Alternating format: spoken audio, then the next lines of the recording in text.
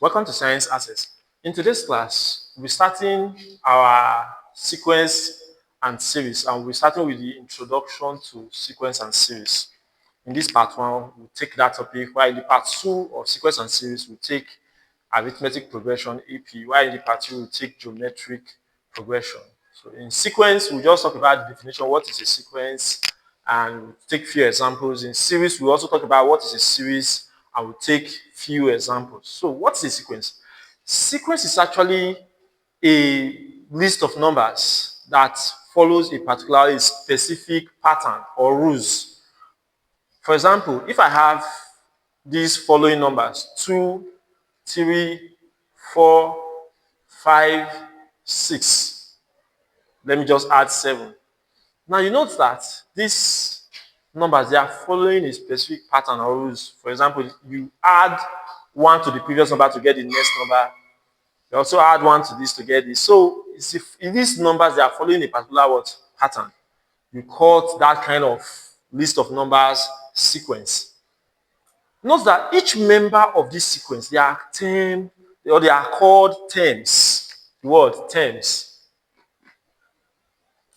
They are called terms. So each member, this is actually the first term, this is the second term, this is the fourth term, this is the fifth term, this is the sixth term, this is the seventh term. So each member of this sequence, they are called what? Terms. And I can ask you to look for the 50th term. So if I ask you to look for the 50th term, what will you do? Simply be adding 1. But that is a long process. You can always derive a formula to get the 50th term. For example, we know that you add 1 to the previous number to get the next number. All right, I add 1 to this to get this. So I can create a formula for this sequence as n plus 1. N is the nth term. For example, n here is 1, n here is 2, because it's the second term. N here is 3, n here is 4, n here is 5. So n here. So n for the 50th number is actually 50. So I can put 50. If I want to look for the 50th number, the formula to get it is this: n plus 1 is 50 plus what? 1, which is 51. So this is the 50th number. There is a simple way you can always get this formula. You can apply, if the sequence is arithmetic progression, we have arithmetic progression, I will have geometric progression. For this, it has to do with addition. So arithmetic progression. So you can always apply the arithmetic progression formula to get the formula for getting this. For example, let me tell you how I can easily get this formula. Arithmetic progression formula is a plus bracket n minus 1 d. Note, you must know this formula, all right? How do we do that? You just apply this formula, this AP formula, you must know it. So I'll tell you how to use this formula to always get an easier formula to get your sequence. For first term here, first term is 1. So because A is the first term. So we have first term here is 2. 2 plus n. We are looking for what? How to apply this. So n here will remain n. What is the difference? The difference. The common difference is actually, difference between this and this is 1. Difference between this and this is 1. Difference between this and this is 1. So here is 1. Simplify this and you have a simpler formula to solve your sequence problem. So let's simplify this. 1 times everything here, you still have 1. So now I have 2 plus 1 times this, you have n minus 1 times this, you also have 1. Let's now collect like terms. Let's take this 2 to this way. So now I have n minus 1 plus 2. And what is our final answer? Minus 1 plus 2, you have plus 1. So now I have n plus 1. So it's the same thing that I've done here before. This is the easiest way to get the formula for this. Let's take another sequence, for example. Let's assume that I have a sequence like this. 1, have another one, have 5, 9, 13, 17. You notice that this sequence, they are increasing by 4. They are increasing by 4. All right? Because they are increasing by 4, their common difference is 4. Here they were increasing by 1 and their common difference is 1. Here they are increasing by 4, their common difference is 4. If I ask you to look for the 50th term of this, you can either use the AP formula. Since it's just addition, you can use the AP formula, or you can derive a formula for getting the 50th term. So you can try it, you can pause this video. Just try to derive the formula using this. Then after that, you now watch mine to see if you got the formula. So let's derive the formula using this formula. So we now have, here is 1. First term is 1. So now I have here as 1 plus bracket n minus 1. What is the common difference? It's 4. So we now have this. If you simplify this, remember you will leave n the way it is if you want to derive formula.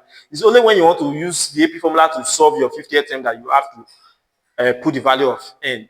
But if you want to derive the formula, just leave n the way it is. Put the value of a there, put the value of d there, then leave n the way it is. That will give you a simpler formula for calculating for the simple sequence.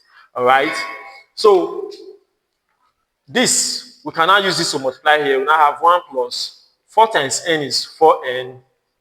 4 times minus 1 is actually minus what? 4. So collect like terms. Now have this one will go to this way. Now have 4n minus 4 plus 1. Minus 4 plus 1, you now have 4n minus 3. So you realize that this is a simpler formula for calculating for the 50th or the 100th term. So we can apply this formula to calculate for the 50th term. They will also apply this AP formula, arithmetic progression formula, to calculate for the 50th term, so that you know that you get the same answer.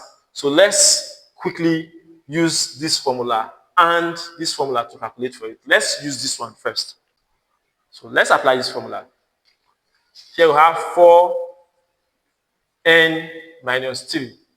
Now, what term are we looking for? We are looking for the 50th term, as n is actually 50. We now have 4 bracket 50 minus 3. So 50 times this is 200 minus 3. What is our answer? 197. So this is our C50, 50th term. All right. So, but let's also apply this formula. C50. We now have first term is actually 1 plus 50. Here is 50 minus 1. What is their common difference? The difference between this and this is 4. Difference between this and this is 4. Difference between this and this is 4. So common difference is 4.